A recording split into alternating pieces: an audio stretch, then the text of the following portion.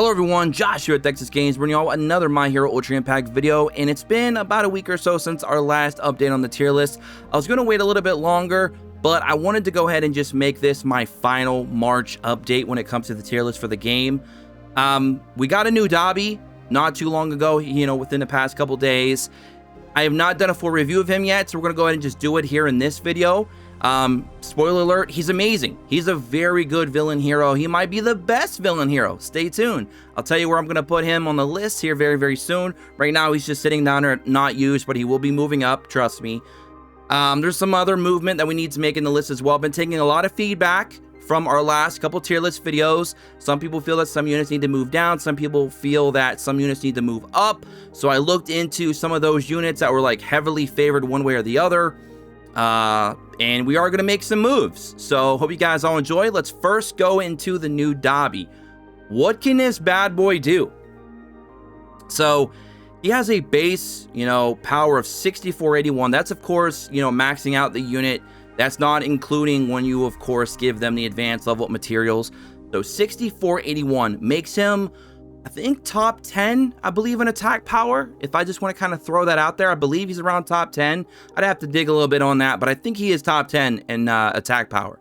I do believe. I could be wrong on that. Let me know if I am, but I think he is top 10 on that, and I think he's also top 10 in speed. 414 is pretty dang fast. 2500 HP, which is incredible. So his stat distribution is insane. We are definitely entering a new, genre, new meta, if you will. I don't know what to classify it as. We're definitely power creeping here in the game. Stats are getting higher. The units are getting more crazy with their abilities. We're definitely having a change of guard here when it comes to some of these older units versus some of the ones we're now getting here in 2022. And this is going to happen. This is just the way Bandai always operates. I'm not surprised at all. It's just the way it is. So stat distribution's crazy. He is a DST purple destruction type. So outside of taking on mind yellow units, he's going to be doing pretty well when it comes to damage. He's not going to be getting mitigated very often because a lot of the meta right now isn't yellow. There are a few good yellow units in there trickled in, but outside of that, he's going to be fine. And he is a part of that villain team now and has some really strong units that we already have listed at 9.5s. So a lot of good things for him right now. And we're not even gotten into his skills yet. Okay, deals 700% damage to a single opponent, high chance of burning. That is great, because we're still going by this philosophy that the way Bandai usually does these things is low percent is usually 10% chance, medium is 25, and high is 50%.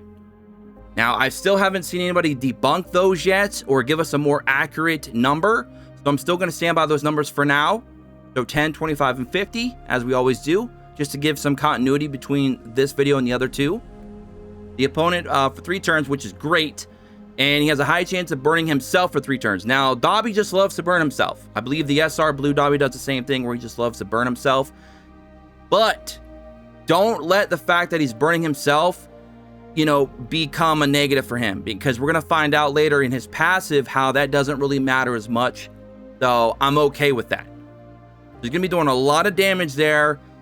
With his burning, it's pretty much in his entire kit, which is great. He does 225% AoE, high chance of causing all opponents to burn. What is burn? To burn in Hellfire. Now, some of you are not familiar with Hellfire. Hellfire is a new debuff. So again, we're getting into this new power creep meta. Red Todoroki had his Frostbite. Now we're getting Hellfire. Hellfire is basically, however many turns of burn that enemy was supposed to get, they're going to take all that damage immediately and then cancel out the burn. So basically, instead of waiting for the DOT, you're just going to take that damage now, which is incredible because in PvP, that's only going a few turns anyways. Getting that amount of damage right out of the gate is amazing. So this guy is going to be incredible for PvP, and you know how much PvP matters in our tier list, how much weight that it actually holds here in this game. So that is awesome. Medium chance of causing all opponents to burn for 3 turns. So he's getting not only a Hellfire on all the opponents, he's also getting a medium chance to burn on top of that for 3 turns. High chance of burning the character for 3 turns. Now, the only thing that I'm a little bit iffy about on this skill is it taking the medium chance of burns for 3 turns, and then the Hellfire is applying damage based on that, thus that burn gets canceled? Or is the Hellfire giving you 1 to 3 turns of damage immediately, and then you also have the opportunity to medium chance burn on top of that for 3 turns? I think the medium chance has to go off first, and then you get the Hellfire. But it doesn't make any sense, because the thing is it says, well, I guess it could still work, because then the medium chance could be around a 25% chance to get burn on all the enemies, and then the high chance would be, you know, those enemies could, of course, activate Hellfire, where the 3 turns of the burn from the medium chance is just activated immediately for the damage. I'm assuming it's something like that. I mean, if it takes both, that would be incredible, but then it doesn't make sense with the wording. But again, sometimes the game doesn't give you all the proper wording for the skill. You know, that happens a lot in gacha games especially, so that could be another factor. But regardless, you're either doing a medium chance of burns that can also trigger a Hellfire at a high chance, or you're getting both. But regardless, if it's one or the other or both, it doesn't matter. It's still going to be a ton of damage potential with an AoE on a 4-turn cooldown. So really, it doesn't matter. It's still amazing. And of course, he also burns himself at a high percent chance as well for 3 turns. His second action skill, another AoE. So kind of like the Green Todoroki, this guy's going in doing a lot of AoE damage, which is awesome because we need more AoE damage dealers. Deals 250% damage to all opponents, decreases power of all opponents by 15% for 3 turns, which is huge. Medium chance of burning all opponents for 3 turns, high chance of burning the character, of course, for 3 turns. So, you know, boom, AoE burn. Low cooldowns as well, 4 turn and 5 turns. That's amazing. Very decent single target damage with a high chance of burning as well on his ult. Lots of good stuff there. Let's go into his passives here. Increases character's critical rate by 20% when burning. Awesome. Increases character's plus ultra gauge by 30% when the battle starts. That's decent as well. Increases character's skill impact by 50% when burning. He's pretty much going to always be burning because of the way his skill sets work. He's just, you know, high chance to burn on all of his skills.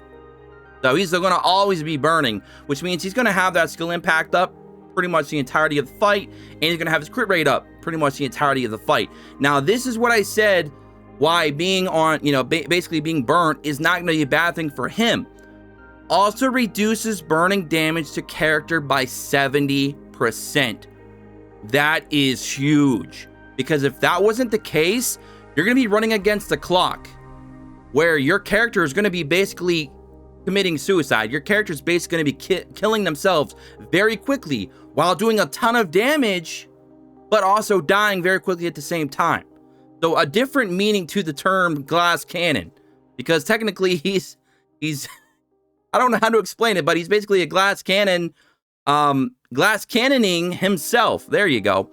So it's kind of really weird, but the fact that he can mitigate his own burn by 70% is incredible. That means all the massive amounts of damage he's doing doesn't have that bad of a side effect. And the fact that you combo that with really high base power, really good HP, and really high speed, this dude is a do-it-all, just complete destruction unit. He has definitely got the right typing, because it is a DST, a destruction type, and he is doing just that, destroying things. He is doing a ton of destruction.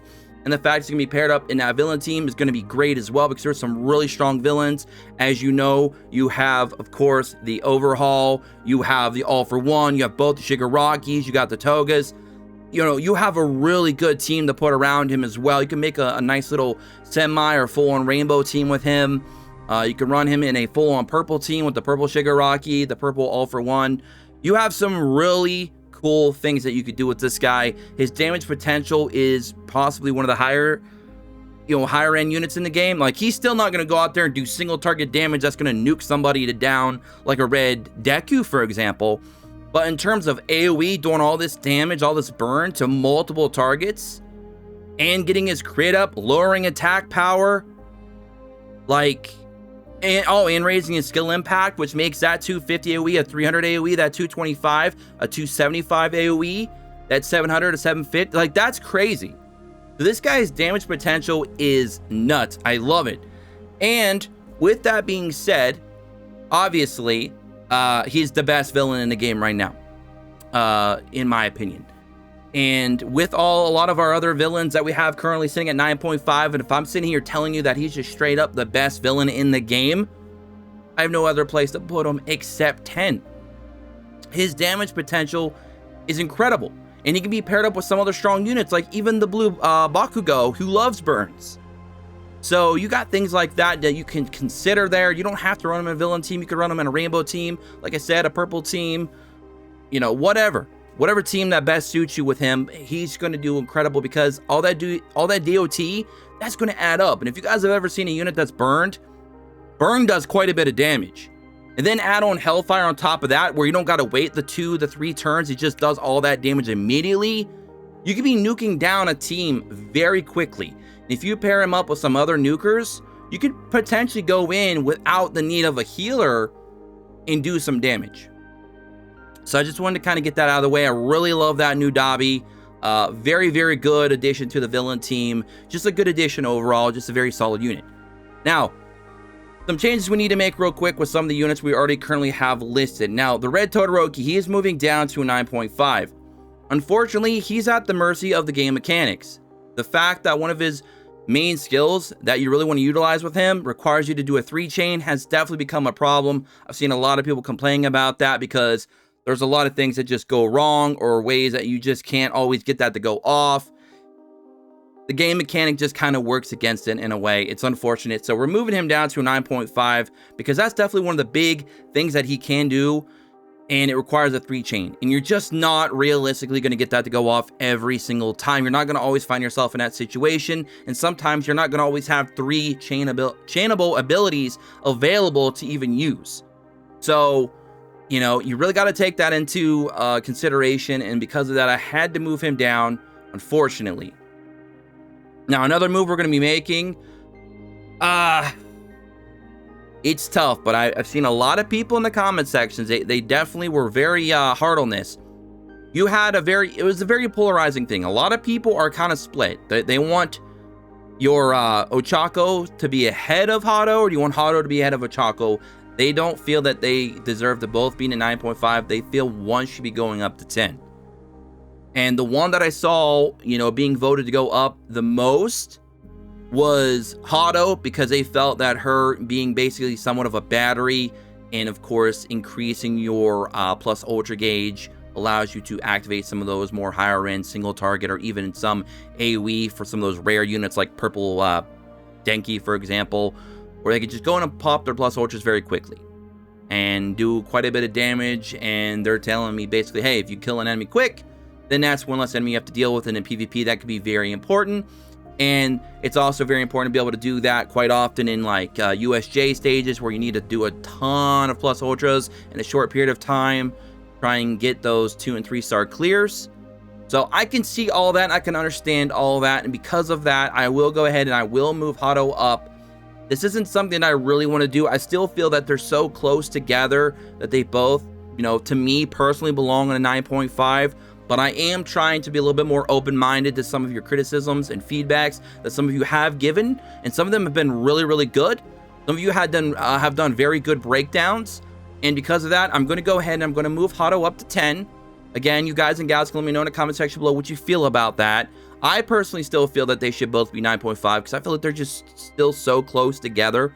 But they're both amazing, so who cares, honestly? I mean, anything above 9, honestly, is good, to be honest.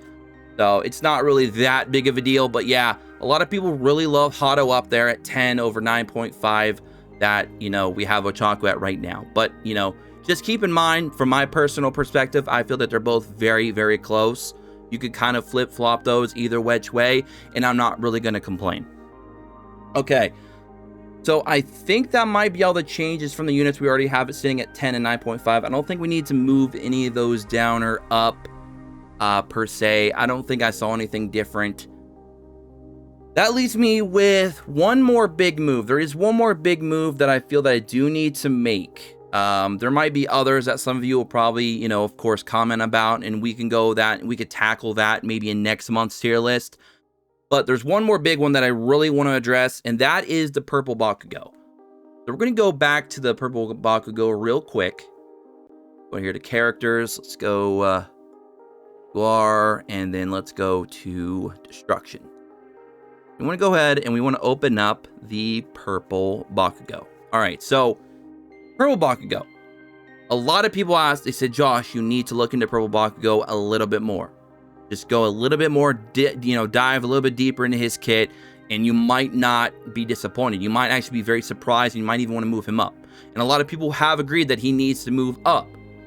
Now, how far will he move up? Let's just go ahead and break this down a little bit.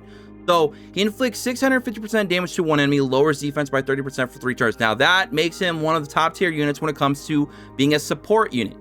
When you want to bring them in as a friend and use an ult, that is one of the best ults you can ever get in this game, because not only are you doing nice, decent damage off the ult, damage modifier by itself, you're getting the 3 turns of defense down by 30%, which allows your other units, when they use their plus ultras and their action skills and even their base skills, to do a bunch of damage, burst damage for 3 turns. And that could be very crucial in like USJs. That could be very good when you're doing even in tower and you're not running them as a friend, you're just running it as a normal unit in your team. Defense down is defense down, and defense down is huge. So that is definitely a big thing. He also, of course, does 350 damage to one enemy, increases plus ultra gauge by 30. That, on a low cooldown of 4. I think when I looked over this guy the first few times, I kind of didn't realize that he has low cooldowns on his action skills, and that's kind of a thing. That's kind of a fault on my part here. So I apologize for that, because that definitely would, make me have to reevaluate him a little bit. Low cooldowns on action skills are a bit undervalued, and they shouldn't be. They should be valued very highly. You always want to look at the cooldowns, and that's my fault. So I want to go ahead and say sorry, and I apologize to those out there that were offended by my ranking for Purplebot Go. I do feel bad. He inflicts 200% to all enemies, so he has an AoE there on his second action skill. Low chance to blind. I'm not as... that to me is not as big of a deal. The low chance to blind is whatever, but it reduces enemies defense by 15%. So he does have 2 abilities that allows him to lower defense, and he has an AoE defense down and an ult single target defense down. So that's going to be very, very good. Skills deal 5% additional damage every turn, up to 40%, increases plus ultra gauge by 40% after 10 turns. Obviously, after the 10 turns, you're not going to see that go off very often, so I don't like that one very much, because 10 turns is very hard to get to for a lot of the content, especially if you're at endgame. But I do like that he does 5% additional damage every turn, up to 40%. It's just, I feel like that raises up a little bit too slow. At the start of the wave, deal heavy damage for 3 attacks. I kind of overlooked that a little bit. I went back and saw what heavy damage could do. And okay, so I can see where some of you are coming from with doing a lot of damage in PvP on that first turn. When HP is 50% or more, increases speed by 30%, which is also very crucial for PvP. So I can agree with some of you why you really like that second passive and why you guys are really kind of harping over the defense down. I can see that, and I agree with you. It just sucks his first auto skill, his first passive just isn't that good, unfortunately. But yeah, so we're going to go ahead and move him from 8 all the way up to, I really want to move him up to a 9.5, and I'll be honest with you, I feel that he should probably be somewhere lower, maybe as a 9, but I can fully understand where you're coming from with the 2 skills having defense down, and how rare and how important that is in a game like this, where you want to try and break through some of those very strong defensive metas that are currently going on even now. So, running these high octane, high adrenaline DPSs might be the way to go to kind of break through the hard interior defenses that these, Kirishima teams, for example, these Hados, these Momos, these Ochakos are kind of creating. You also have to deal with the fact that you're running against some units that can pop off evasions, which is a pain in the butt as well. And speaking of evasion, I actually almost forgot to move a unit up, and I do apologize. And I promised in my last video in the comment section to a lot of people, I don't know why I put him at 9. I really don't. He belongs at 9.5, and that is our boy Hawk. Green Hawk needs to go up to 9.5 as well. There we go. That was one change that I did promise a lot of people in the comment section that I was going to make. For some reason, I almost forgot to do it again. Don't worry, our speedster, our evasion tilter himself is up to a 9.5, ladies and gentlemen. Don't worry, I did not forget. I almost did, but I didn't, and that's what matters. So there is our new updated tier list. If you still see some changes that you would really love to make, let me know why. Give me some really good reasons why, some pointers, some tests that you've done, some team combos and setups that you've done, some teams you've ran against that have been very effective with whatever unit you feel needs to be moved up. If you feel some units are overrated and they need to be moved down, let me know in a similar fashion why.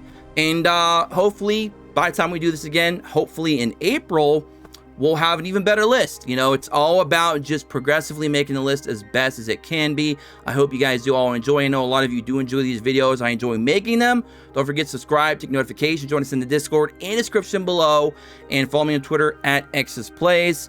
Until next time, peace.